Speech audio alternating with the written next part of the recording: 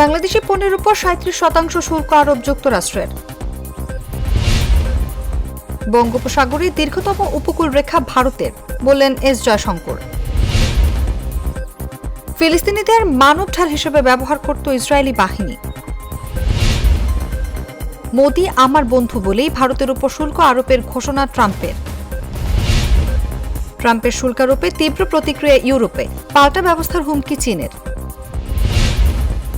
ট্রাম্পের শুল্ক আরোপে ক্ষুব্ধ প্রতিক্রিয়া জানালেন বিশ্ব নেতারা। ভারতে বিতর্কিত ওয়াকফ বিল পাস।